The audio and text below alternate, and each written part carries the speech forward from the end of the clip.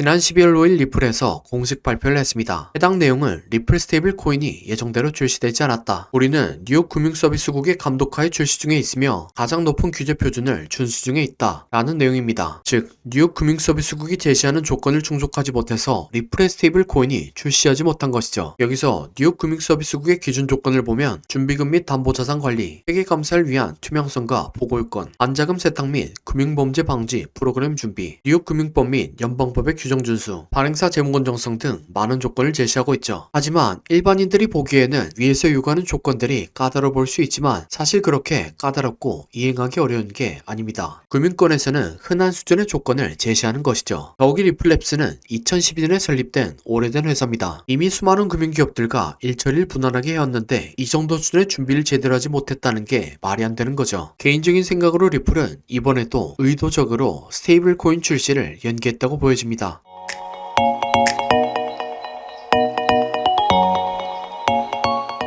구독과 좋아요는 지속적인 영상 제작에 큰 힘이 됩니다. 영상을 시청하기 전에 구독과 좋아요 눌러주시면 감사하겠습니다. 리플은 의도적으로 시간을 컨트롤하는 모습을 지속적으로 보여줬습니다. 가장 대표적인 예시로는 8월 5일 엔캐리 청산 이슈로 인해 생긴 블랙먼데이 사건이 있죠. 이 당시를 복귀해보면 8월 5일에 엔캐리 청산과 각종 경제지표가 안 좋게 남에 따라서 주식과 코인의 가격 모두 강하게 빠진 사건이 있었습니다. 그리고 2일 뒤인 8월 7일에 오랜 기간 동안 리플을 괴롭혀온 SEC가 리플과의 소송에서 사실상 패소했다는 호재가 나왔죠. 이에 따라 리플은 8월 5일에 34% 빠졌고 8월 7일에는 49%의 상승이 있었습니다. 여기서 리플 자세하게 관찰하신 분들은 이게 의도적인 연출이라는 걸 알 수 있었죠. 바로 7월 18일과 8월 1일 날 리플과 SEC의 비공개회의를 연달아 취소시킨 겁니다. 그것도 사유도 공개하지 않은 채 말이죠. 이건 리플에서 8월 5일 날 악재가 나올 걸 미리 알고 있었고 최대한의 이득을 보기 위해서 계획했다고 보여집니다. 호재 이후에 악재가 나오는 것보다 악재 이후에 호재가 나오는 게 세력의 입장에서 더 큰 수익을 볼 수 있기 때문이죠. 그래서 리플은 본인의 생각을 실행에 옮겼습니다. 원래라면 7월 18일 날 정상적으로 비공개회의가 진행됐을 겁니다. 그리고 7월 말에 승소 뉴스가 발표되고 8월 5일에 블랙먼데이가 찾아왔겠죠. 하지만 최대한의 이득을 보기 위해서 7월 18일과 8월 1일 날 비공개회의를 의도적으로 취소시켰죠. 그 덕분에 7월 말에 나왔어야 할 호재가 블랙먼데이 이후에 발표됐습니다. 결과적으로 세력은 힘들이지 않고 저렴한 가격에 리플코인의 물량을 매집할 수 있었고 별다른 노력과 돈을 사용하지 않고 가격을 쉽게 들어올릴 수 있었습니다. 그리고 세력의 매집 타점은 이후로 한 번도 깨지지 않았고 아시는 것처럼 500%가 넘는 상승까지 만들어졌죠. 이처럼 리플은 시간을 컨트롤해서 이득을 보는데 굉장히 뛰어납니다. 따라서 리플의 보유자들은 리플의 이러한 속성을 이해하고 리플코인의 이슈를 해석하는 게 좋다고 생각합니다. 그래서 리플이 뉴욕 금융서비스국의 조건조차 충족하지 못한 건 의도적으로 충족하지 않았다 라고 보는 게 합리적이라는 생각입니다. 어떤 이유로 지금 리플이 스테이블 코인 출시를 하자는 건지 정확한 예측은 할 수 없지만 리플을 계속 주시하면 앞뒤가 맞아떨어지는 결정적인 사건이 조만간 나오지 않을까 생각합니다. 또한 스테이블 코인 출시는 리플랩스의 사활이 걸린 문제이기 때문에 어떻게든 출시될 겁니다. 리플의 스테이블 코인 출시는 트럼프 행정부의 가상자산 부분의 일부 정도가 아니라 미국의 무역을 위해서 중대하게 사용될 가능성이 높기 때문이죠. 여기에 대해 이야기 위해서는 리플 코인의 주목적과 트럼프 정부의 성격에 대해서 알아야 합니다. 우선 리플 코인은 국가 간의 송금을 위해서 만들어졌습니다. 그리고 국가 간의 송금은 무역에서 필수적으로 일어나죠. 즉 리플코인의 주된 타겟 대상은 무역인들이 되는 것이죠. 실제로 리플이 한국에서 기자간담회를 진행했을 때도 서울 삼성에 있는 그랜드 인터컨티넨탈 호텔에서 진행했습니다. 바로 이 호텔은 한국무역협회 근처에 있기 때문이죠. 그리고 리플은 실제로 무역인들에게 편리성을 제공합니다. 가장 기본적인 송금은 전통은행과 스위프트 등을 경유해서 진행이 가능했습니다. 그래서 긴 송금 시간과 높은 수수료는 단점을 가지고 있었죠. 하지만 다들 아시는 것처럼 리플은 블록체인 기술이 접목된 암호화폐입니다. 중앙화된 속성의 전통은행과 스위프트의 통제를 받지 않고 송금이 가능하죠. 그래서 원하는 대상에게 저렴한 수수료로 빠르게 송금할 수 있죠. 여기서 트럼프의 성격을 이해하면 리플의 스테이블 코인이 왜 중요한지 알 수 있습니다. 트럼프는 항상 아메리카 원리를 외칩니다. 다시 예전처럼 미국을 절대 강국으로 만들고 싶어 하는 거죠. 현재의 미국은 경제 주권을 통해서 전 세계를 통제하고 있습니다. 우선 미국이 달러를 발행합니다. 그리고 페트로 달러 체제로 인해서 전 세계 무역 통화의 88% 이상에서 달러가 사용되죠. 그래서 모든 나라들은 미국과의 무역이 아니더라도 달러 사용이 가능하기 때문에 달러를 비축하죠. 그리고 달러를 비축하는 과정에서 최대한의 이득을 볼 수 있게 이자를 주는 미국 채권을 매수합니다. 그러면 미국은 발행된 국채에 맞춰 부채를 늘리고 다른 나라들의 물건을 사줍니다. 그리고 세계 최고의 미국 기업들이 그 돈을 다시 회수하는 거죠. 이 모든 과정이 계속해서 반복하며 다른 나라들의 경제를 장악하는 겁니다. 이러한 경제적 장악력은 트럼프가 외교에서 보여주는 관세 부과라는 강력한 무기의 바탕이 됩니다. 이러한 절대적인 무기를 사용한 데 있어서 스위프트라는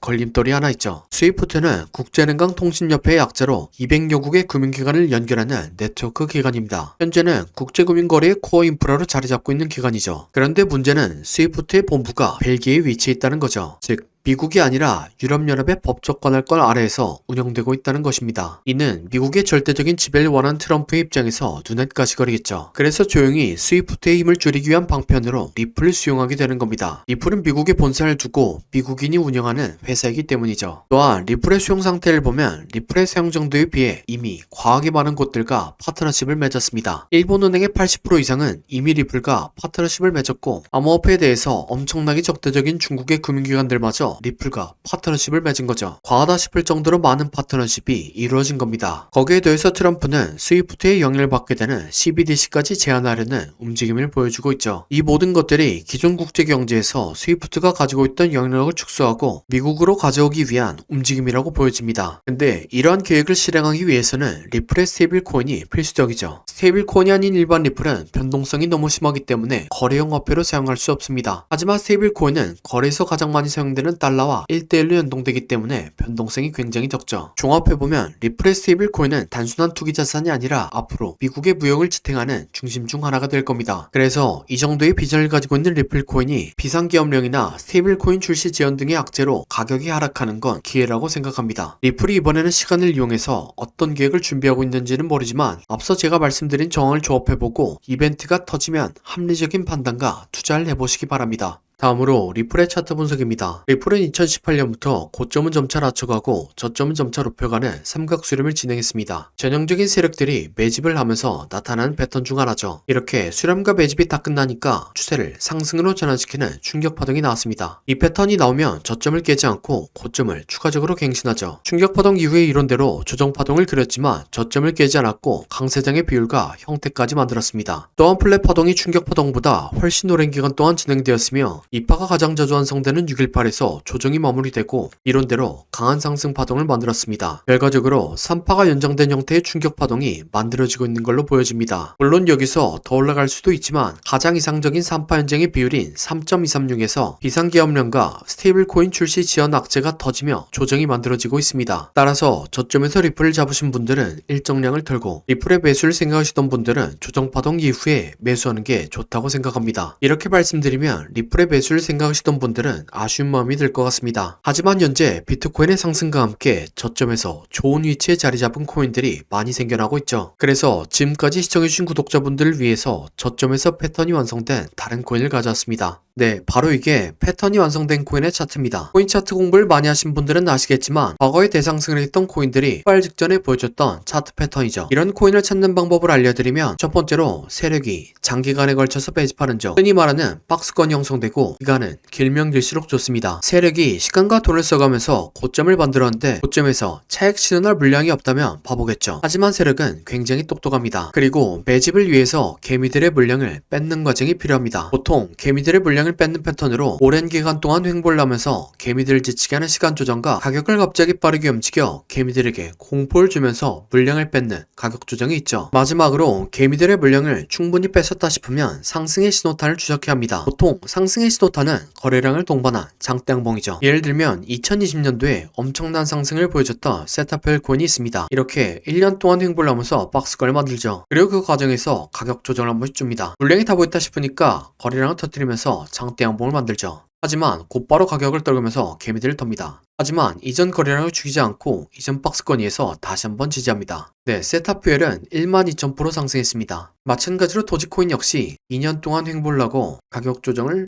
주고 거래량 터뜨린 다음 상승, 개미 털기, 이전 박스권에서 지지. 도지코인은 54,000% 상승했습니다. 마찬가지로 칠리즈 역시 2년 동안 횡보를 하고 가격 조정을 주고 거래량 터뜨린 다음 상승, 개미 털기, 이전 박스권에서 지지. 칠리즈는 57,000% 상승했습니다. 그럼 제가 발굴한 좋은 코인을 함께 살펴보시죠. 거죠. 3년 동안 횡보를 하면서 박스권을 만듭니다. 그리고 그 과정에서 가격 조절 한 번씩 주죠. 물량이 다 모였다 싶으니까 거래량을 터뜨리면서 장대 양봉을 만듭니다. 하지만 곧바로 가격을 떨구면서 개미들을 털죠. 그래도 이전 거래량을 죽이지 않고 이전 박스권에서 다시 한번 지지합니다. 네, 이전에 다른 코인들처럼 이 코인은 높게 상승할 겁니다. 1년 6개월 매집한 세탑 퓨엘이 12,000% 상승했고 2년간 매집한 도지코인과 첼리즈는 5만 프로 이상 상승했습니다. 그러니 3년간 매집한 이 코인은 적어도 5만 프로, 많이 가면 10만 프로는 올라갈 거라고 생각하고 있습니다. 5만 프로면 100만 원이 5억이 되고 10만 프로면 10억이 되는 금액입니다. 차트가 좋으니까 여러분들에게 올인하세요 라고는 말씀드리지 못합니다. 하지만 100만 원이나 200만 원만 넣어서